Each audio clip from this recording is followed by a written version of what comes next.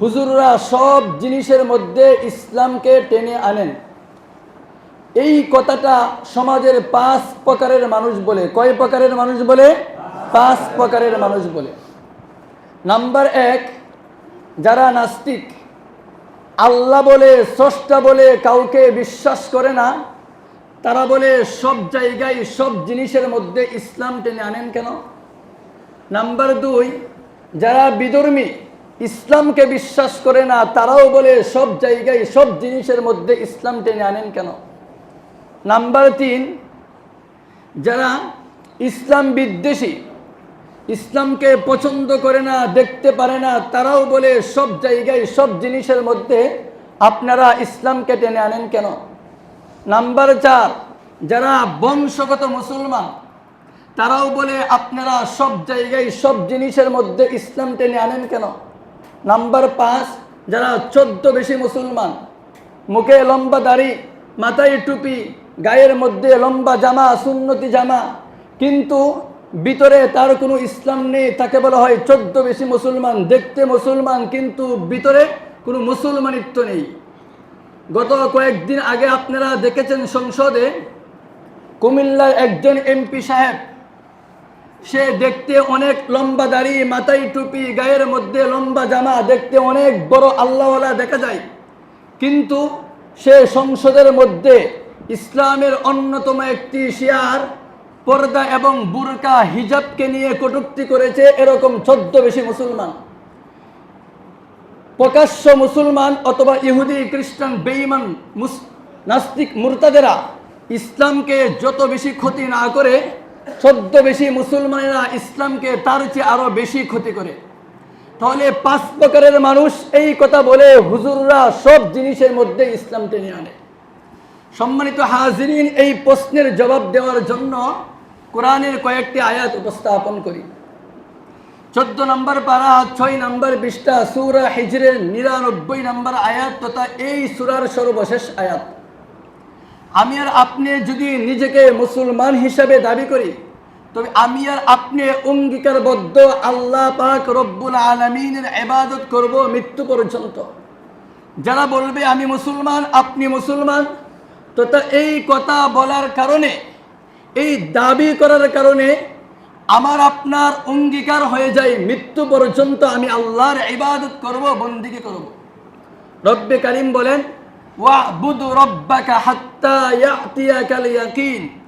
নবী, আপনার মৃত্যু আসা পর্যন্ত আপনি আপনার রবের ইবাদত করেন।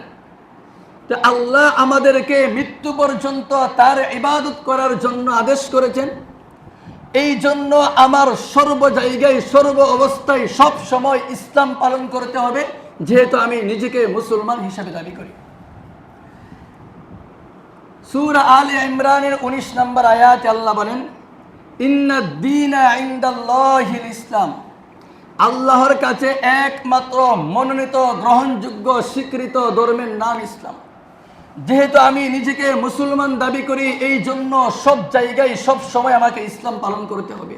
এই জন্য আমি ইসলামের কথা বলি। 3 নম্বর পারা 20 নম্বর পৃষ্ঠা সূরা আলে ইমরানের 85 নম্বর আয়াতে আল্লাহ বলেন, ওয়ামাই ইয়াবতাগি গায়রাল ইসলামি দীনান ফালাই ইউকবাল মিন। ইসলাম ধর্ম ব্যতীত অন্য কোনো ধর্ম আল্লাহর কাছে গ্রহণযোগ্য না, স্বীকৃত না, মনোনীত না। এই ইসলাম ধর্ম ব্যতীত অন্য ধর্ম যারা মানবে, অন্য পথে যারা চলবে, ফাহুয়া ফিল আখিরাতি মিনাল খাসিরিন, তারা পরকালে ক্ষতিগ্রস্তদের অন্তর্ভুক্ত হবে। যেহেতু আমি মুসলমান আর আমি আল্লাহ পাকের একমাত্র মনোনীত ধর্ম ইসলামকে মানি, এই জন্য আমি সব জায়গায় ইসলামকে মানব, যেহেতু নিজেকে মুসলমান হিসাবে দাবি করি। সূরা নামলের 79 নম্বর আয়াতে আল্লাহ পাক রব্বুল আলামিন বলেন, 89 নম্বর আয়াতে আল্লাহ পাক রব্বুল আলামিন বলেন, ওয়ানাজ্জালনা আলাইকাল কিতাবা তিবয়ানাল লিকুল্লি শাই ওয়া হুদাও ওয়া রাহমাতাও ওয়া বুশরা লিল মুসলিমিন। হে নবী, আমি আপনার উপর যে কিতাব নাজিল করেছি, ওই কিতাবের মধ্যে দুনিয়ার সকল কিছু সুবিস্তারিত বর্ণনা করে দিয়েছি। হুদান, এটি উম্মতের জন্য হেদায়েত, ও রহমাতান, এটি উম্মতের জন্য রহমত, ওয়া বুশরা লিল মুসলিমিন, এটা মুসলমানদের জন্য সুসংবাদ। যেহেতু আল্লাহ কোরআনে সকল কিছু বর্ণনা করেছেন, আর আমিও নিজেকে মুসলমান হিসেবে দাবি করি, এই জন্য আমি সব জায়গায় সর্ব অবস্থায় ইসলাম মানব, যেহেতু আল্লাহ ইসলামের সব কিছু কোরআনে বর্ণনা করে দিয়েছেন। আল্লাহ পাক রব্বুল আলামিন সূরা বাকারার 208 নম্বর আয়াতে বলেন, ইয়া আইয়ুহাল্লাযীনা আমানু দুখুলু ফিস সিলমি কাফা, হে ঈমানদার বান্দাগণ, তোমরা পরিপূর্ণভাবে ইসলামে প্রবেশ করো তথা ইসলামের সকল বিধান সর্ব অবস্থায় সর্ব জায়গায় মেনে চলো। ওয়ালা তাত্তাবিউ খুতুওয়াতিশ শাইতান, শয়তানের পতঙ্গ অনুসরণ করো না, তার পথে চলো না। ইন্নাহু লাকুম আদুউম মুবিন, শয়তান তোমাদের প্রকাশ্য দুশমন, প্রকাশ্য শত্রু। যেহেতু আমি নিজেকে মুসলমান দাবি করি, এই জন্য আমাকে সর্ব জায়গায় সর্ব অবস্থায় সব সময় ইসলামকে মানতে হবে। সূরা বাকারার 85 নম্বর আয়াতে আল্লাহ পাক রব্বুল আলামিন বলেন, আফাতুমিনুনা বিবাদিল কিতাবি ওয়া তাকফুরুনা বিবাদ।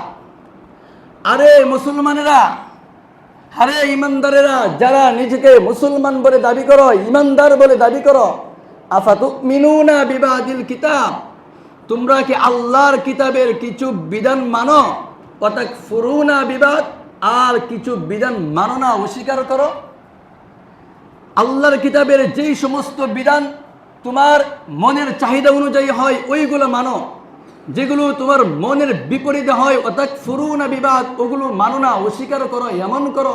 তাহলে শুনো, ফামা জাযাউ মান ইয়াফআলু যালিকা মিনকুম ইল্লা খিজিউন ফিল হায়াতিদ দুনিয়া, এই কাজ যারা করবে, ইসলামের কিছু বিধান মানবে, কিছু বিধান অস্বীকার করবে, আবার নিজেকে মুসলমান হিসাবে দাবি করবে, ফামা জাযাউ মান ইয়াফআলু যালিকা মিনকুম ইল্লা খিজিউন ফিল হায়াতিদ দুনিয়া, আমি আল্লাহ তাকে দুনিয়া এবং আখিরাতে, দুনিয়াতে একটি আখিরাতে একটি, মোট দুটি শাস্তি দিব।